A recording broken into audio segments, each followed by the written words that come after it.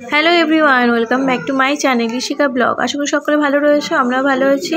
নতুন আর একটা মিনি ব্লগে তোমাদের স্বাগত জানাচ্ছি। দেখো সকাল সকালে ঘুম থেকে উঠেছি, আমার চোখ মুখের অবস্থা দেখতে পাচ্ছ, পুরো ফুলে গেছে। আর তোমাদেরকে এখন যেটা দেখাচ্ছি সেটা হচ্ছে আমাদের হারিশায় সিদ্ধেশ্বরী কালী মন্দির রয়েছে।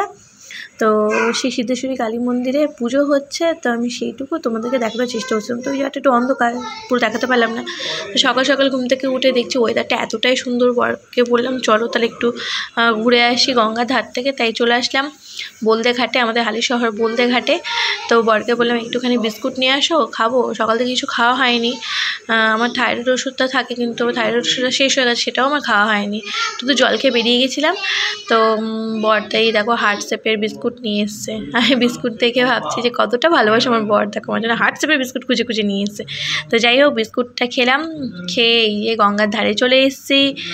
আর গঙ্গার ধারে আসলেই না এত ভালো লাগে, কি আর বলবো, দারুণ লাগে আমার। আজকে ওয়েদারটা যেহেতু আরও সুন্দর বলে আরও বেশি ভালো লাগছিল, কারণ খুব সুন্দর একটা হাওয়া বইছিল। দেখতে পাচ্ছ আকাশটা মেঘলা মেঘলা আকাশ, আর তার মধ্যে হাওয়া দিচ্ছে, খুবই ভালো লাগছিল। তো এই দেখো গঙ্গাতে এখন অনেকেই স্নান করছে, সকাল সকাল যারা যারা স্নান করে, তো স্নান করছে, সাঁতার কাটছে। আমার অবশ্য গঙ্গায় সাঁতার কাটতে দেখলে একটু ভয় লাগে, আমি অবশ্য সাঁতার পারি না। তো এই যে বর বউ দুজন মিলে এখানে টাইম স্পেন্ড করছিলাম, একটু হাওয়া খাচ্ছিলাম গঙ্গার ধারে।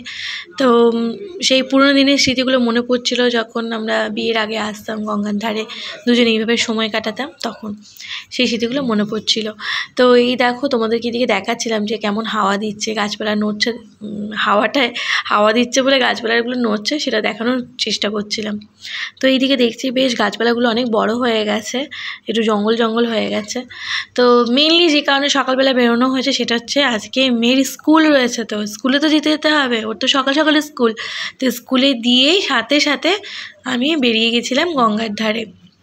তো ওখান থেকে গঙ্গার ধার থেকে ঘুরে চলে এসেছি বাড়িতে এসে একটু চা বসিয়ে দিয়েছি, লিকার চা খাবো। ওখানেও খেতে পারতাম, গঙ্গার ধারেও বসে ওখানে চায়ের দোকান ছিল, খেতে পারতাম, কিন্তু দুধ চা ছিল, দুধ চাটা ভালো লাগে না খুব একটা খেতে আমার। তাই বললাম চলো বাড়ি থেকে লিকার চা করবো। তো এই যে লিকার চা করে নিয়েছি, খেয়ে দিয়ে আবার চলে আসলাম মাম্মামকে নিতে। মাম্মামের স্কুল ছুটি হয়ে গেছে, এই যে দেখতে পাচ্ছ মাম্মামকে নিয়ে নিয়েছি, এখন চলে যাব বাড়ি। আজকে মিনি ব্লগটা তাই এখানেই শেষ করছি, দেখা হচ্ছে অন্য ব্লগে। টাটা, বাই বাই, সবাই ভালো থেকো, সুস্থ থেকো।